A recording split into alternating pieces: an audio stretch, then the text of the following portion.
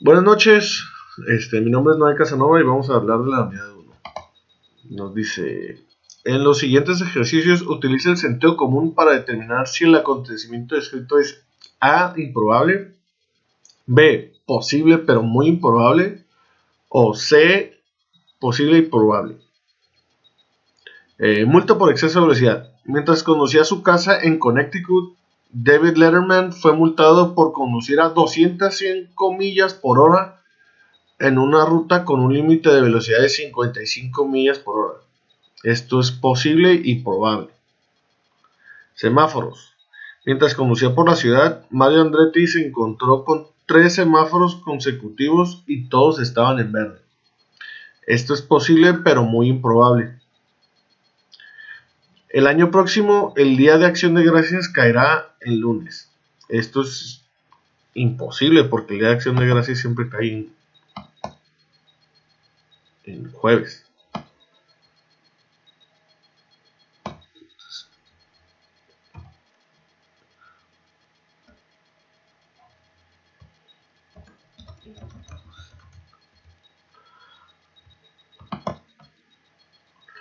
Tipos de datos.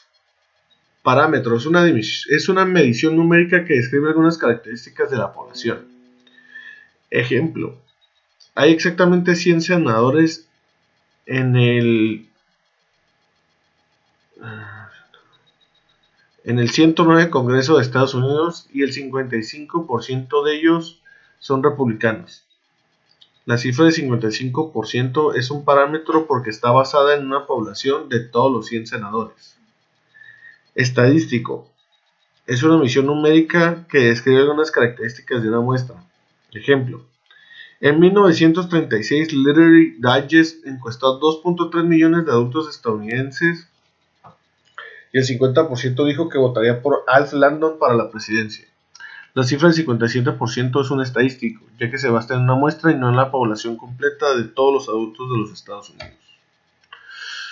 En los siguientes ejercicios, determine si el valor dado es un estadístico o un parámetro. Dispositivos para cruzar las calles. En la ciudad de Nueva York hay 3.250 dispositivos para cruzar las calles. Los peatones tienen que presionar un botón de dichos dispositivos ubicados en las intersecciones de tránsito para controlar las luces del semáforo. Se descubrió que el 77% de los aparatos no funcionan, según datos del artículo For Exercise in New York Futility, Push Button, de Michael Luo, del New York Times.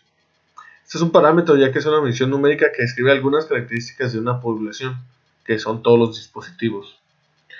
Tabla periódica. El peso atómico promedio o la medida del peso atómico de todos los elementos de la tabla periódica es de 134.355 unidades de masa atómica unificada. Este es un parámetro ya que es una medición numérica que describe algunas características de una población, que son todos los elementos de la tabla periódica. En el siguiente ejercicio, determine si los valores dados provienen de un conjunto de datos discretos o continuos. Presión sanguínea. Se elige a una mujer al azar y cuando se mide su presión sanguínea se obtiene una presión sistólica de 61 milímetros. Discreto, ya que el número de valores posibles es un número finito o un número que puede contarse. Correlación y causalidad. Con el uso de datos del FBI y de la Oficina de Alcohol, Tabaco y Armas de Fuego, Bureau of Alcohol, Tobacco and Firearms, métodos estadísticos demostraron que para los diferentes estados de Estados Unidos existe una correlación o asociación entre el número de armas automáticas registradas y la tasa de homicidios. Podemos concluir que un incremento en el número de armas automáticas registradas causará un aumento de la tasa de homicidios. No, ya que la evidencia no toma en cuenta las armas no registradas. ¿Podríamos reducir la tasa de homicidios disminuyendo el número de armas registradas? Sí, ya que entre menos armas haya en las calles, menos probabilidad hay de que haya homicidios.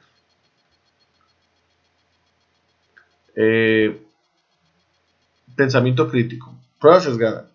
En el caso judicial Estados Unidos contra la ciudad de Chicago, un grupo minoritario falló en el examen para ocupar el cargo de capitán de bomberos en una tasa mucho más alta que el grupo mayoritario. Conclusión. El examen está sesgado y provoca que los miembros de grupos minoritarios tengan una tasa de falla mucho más elevada.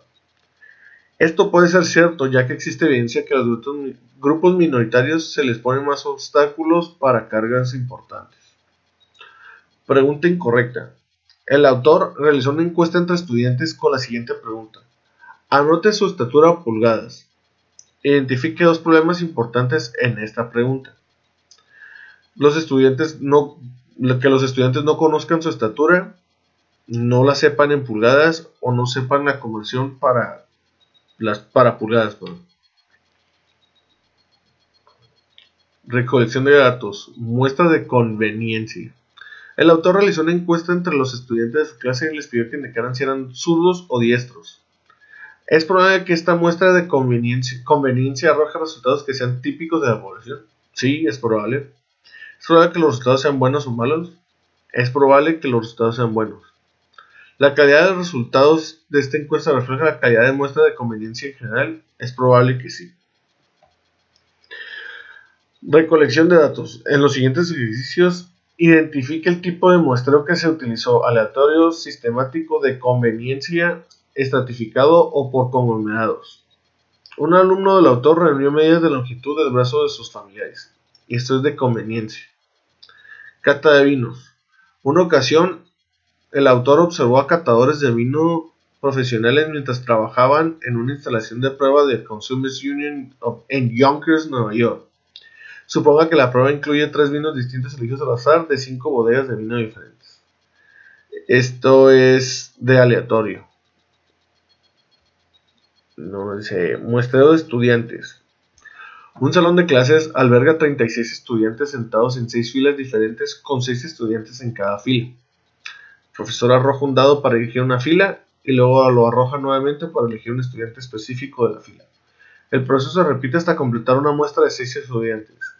Este plan de muestreo da como resultado una muestra aleatoria. Una muestra aleatoria simple, explique. Es una muestra aleatoria simple, ya que se selecciona una muestra de n sujetos de manera que cada posible muestra del mismo tamaño n tenga la misma posibilidad de ser elegida. Capítulo 2, resumen y gráfica de datos. En los siguientes ejercicios identifica la anchura de clase, las marcas de clase, las fronteras de clase para las distribuciones de frecuencias indicadas. Que nos dice que son los pesos en libras de metal de desecho y nos da las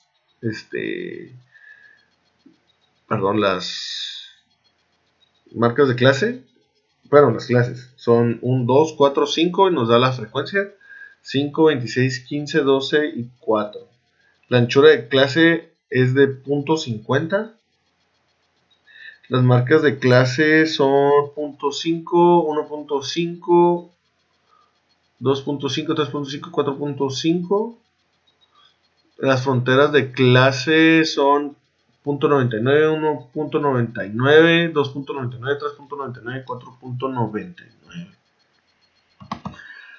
Nos dice radiación en los dientes de leche. A continuación se presenta una lista con las cantidades de estroncio 90 en milibecquereles que hay en una muestra aleatoria simple de dientes de leche. La muestra se obtuvo de los residentes de Pensilvania nacidos después de 1979 con base en datos de An Unexpected Rise in Strontium 90 in US, Deciduous Teeth in the 1990s, de Magano en Science of the Total Environment. Construye una distribución de frecuencias con 8 clases. Inicia con un límite inferior de la clase de 110 y utiliza una anchura de clase de 10. Existe una razón por la que este tipo de datos son importantes. Entonces aquí tenemos 2, 4, 6, las 8 clases. Entonces empiezan 110 a 120, 120 a 119.99, de 120 a 129.99 y así se va yendo hasta completar las 8 clases. Y tenemos una distribución normal aquí. Nos dice pesos de papel desechado.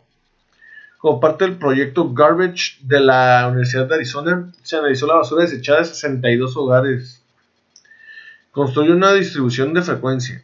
Inicia con un límite inferior de clase de 1 libra y utiliza un ancho de clase de 4 libras.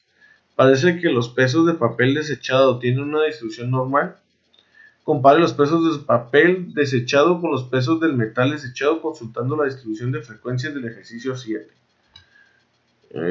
Aquí pues nos decimos que sí parece que los pesos tienen una distribución normal, bueno, el del papel, también el del metal, ¿no? Y aquí está la distribución de frecuencia del papel. Como vemos, la distribución es de forma de campana y si es normal.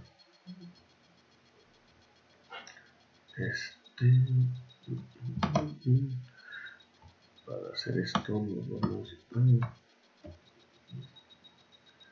esto, entonces vamos a gráfica en histograma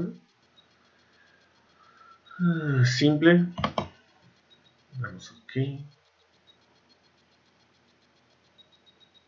y hacemos el papel, damos, aquí están los datos del papel.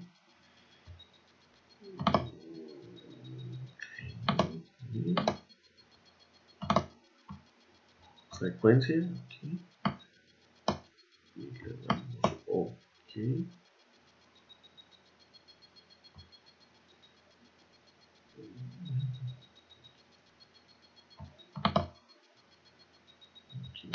Aquí y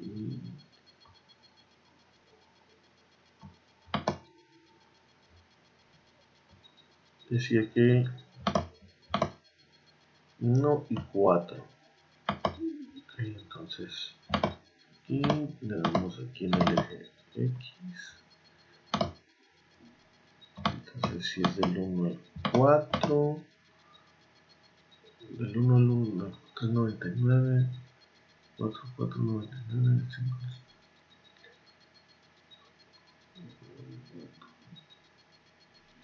Tiene que ser 6 porque pasa del 20. Y aquí tenemos esto y le damos aquí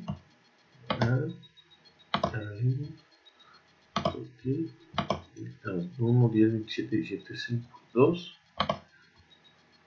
Aquí están un poquito diferentes porque los datos son diferentes. Entonces vamos a ver.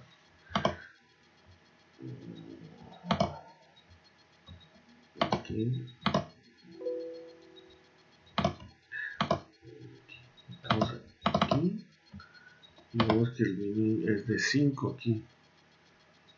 Ok, por eso nos dio nomás que de 5. No. Un mini de 5. ¿Sí?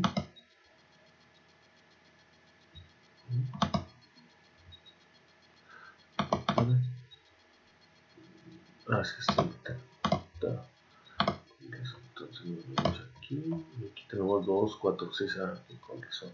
Entonces nos vamos aquí y le damos 5 y ahí está. Y si es que si nos dice de 1 a 4, ¿no? Entonces del 1 al 1 entonces sería el 1.5, no, perdón, 2, 6, 6, 10, 14, 18, son los 1 a 4, luego, bueno, luego el 4 8, y luego del 8 al 12, y luego del 12 al 16, y luego del 16 al 20. Tiene que entrar otro porque excede el 20 aquí. Entonces tenemos que son 6 clases aquí. Y cancelar. Son 2, 4, 6. Porque se pasa un poquito. Este es el 20 y el 24. Ok, a ver el 20 y el 24.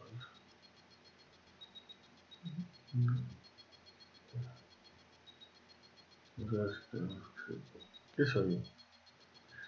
20.12 y 2058. Oh. Ahí tenemos la distribución de frecuencias. Nos dice grupos sanguíneos. A continuación se presenta una lista de los grupos sanguíneos O, A, B y AB de donadores de sangre elegidos al azar. Construye una tabla donde se resuma la distribución de frecuencias de estos grupos sanguíneos. Pues aquí tengo una tabla, tengo los grupos sanguíneos y la frecuencia de cada uno. 22 del O, 20 del A, 5 del B y 3 del AB. ¿Cuánto mide un tornillo de 3/4 de pulgada? Utiliza la distribución de frecuencias del ejercicio 23 en la sección 2-2 para construir un histograma. ¿Qué sugiere el histograma sobre la longitud de 3/4 de pulgada como se afirma en la etiqueta de los empaques de los tornillos? Aquí tenemos el histograma. Pues no sugiere mucho, porque nos enseña que el tamaño varía y se afirma porque es un estimado. O sea, la verdad no es muy grande en la diferencia, porque si nos muestra que del 75 llega hasta el 76, 75.6 y el 76.4 y hasta el 77.2, entonces puede ser hasta 0.02 más grande, pero no, igual no es tanto. Aquí tenemos la gráfica. Nos dice peso de papel desechado. Utiliza la distribución de frecuencias del ejercicio 24 en la sección 2,2 para construir un histograma. Parece lo que los pesos del papel desechado tienen una distribución normal. Es el que ya hicimos ahorita. Y pues sí, parece que tiene una distribución normal porque hace la curva, ¿no? Sube y luego vuelve a bajar. Nos dice puntuaciones que otorga FICO.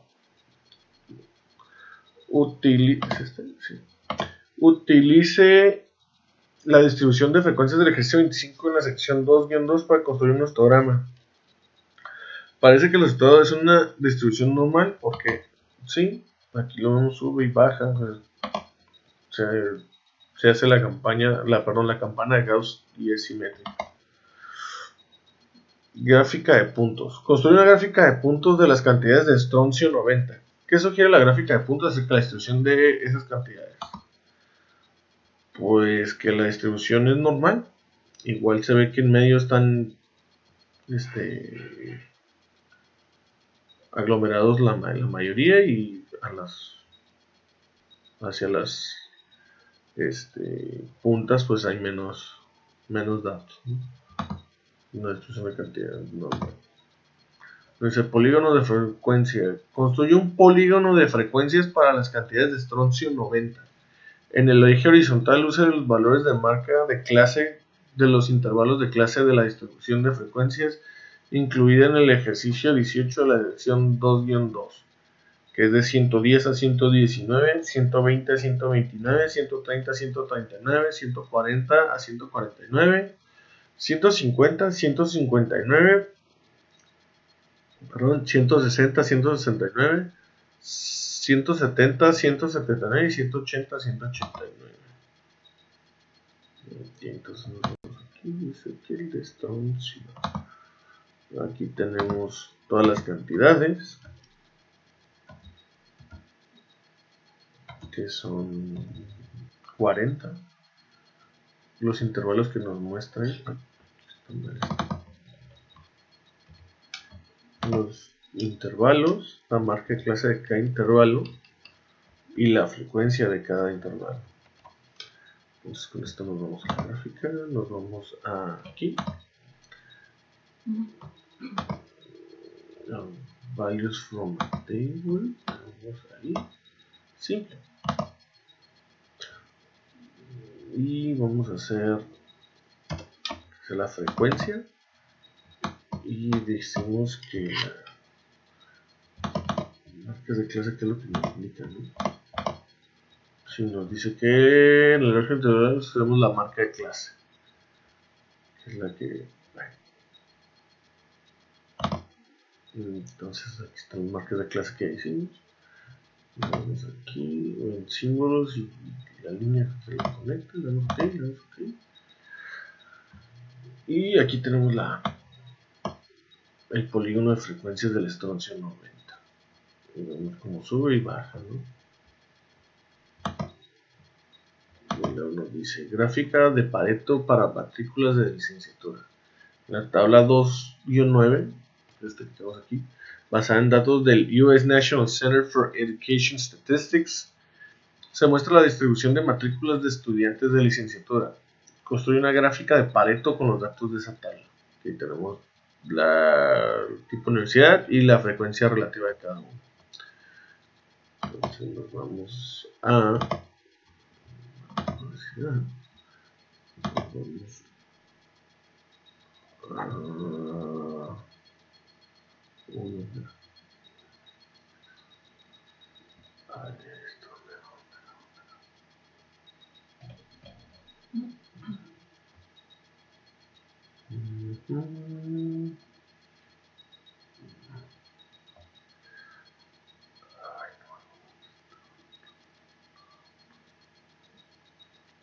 Aquí el Pareto y las frecuencias son en la frecuencia relativa y universidad. Y la que se combina en el 99.99. Le damos OK y nos arroja. Aquí está la gráfica de Pareto para matrícula para la licenciatura y nos da la frecuencia relativa de cada uno y la sumatoria de estas, ¿no? 40, 39.9, luego le sumas el 36.8, son 76.6, más el 21.9 es 98.4 y más 1.6 pues ya da el 100%.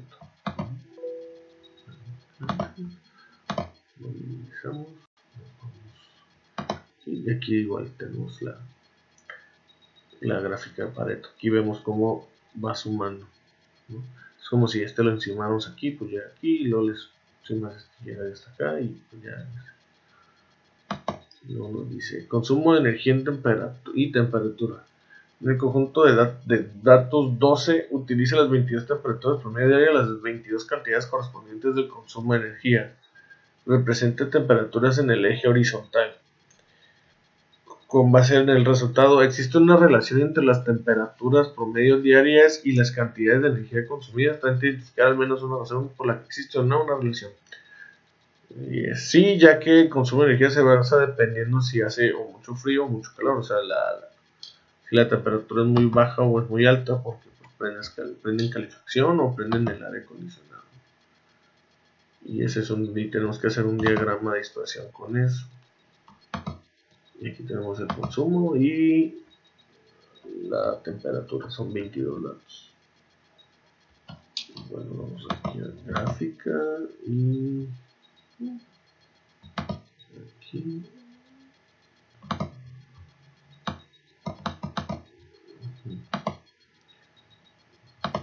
Y lo hacemos con OK. Y dijimos que en el horizontal iba a ser la temperatura, que es lo que nos está pidiendo aquí. Representa las temperaturas en el eje horizontal. Okay, entonces vamos aquí y aquí está y en el consumo. Le damos OK y aquí nos arroja el diagrama de dispersión, que es el mismo que tenemos aquí. Y luego nos dice la ética en la estadística. Suponga que como reportero de un periódico, usted debe graficar datos que muestren que un alto nivel de tabaquismo causa un mayor riesgo de cáncer pulmonar. Puesto que se podría ayudar a la gente y salvar vidas al crear una gráfica que exagere el riesgo de cáncer pulmonar. ¿Sería ético construir una gráfica de este tipo? No, no es ético, ya que el trabajo del reportero es informar con la verdad. Gráfica de salarios de profesores. Observe la gráfica donde se comparan los salarios que reciben los profesores de uno y otro sexo en las universidades privadas.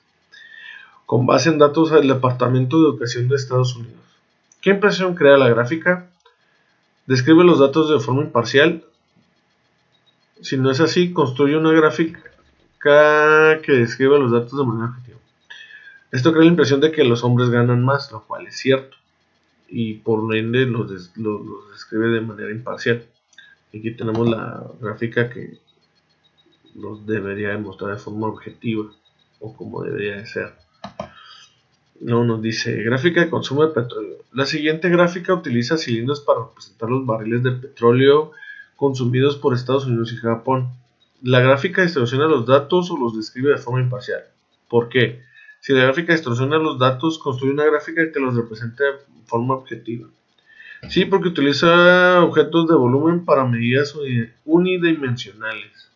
Entonces aquí el barril se ve muchísimo más grande. Si bien es cierto, pues si el consumo es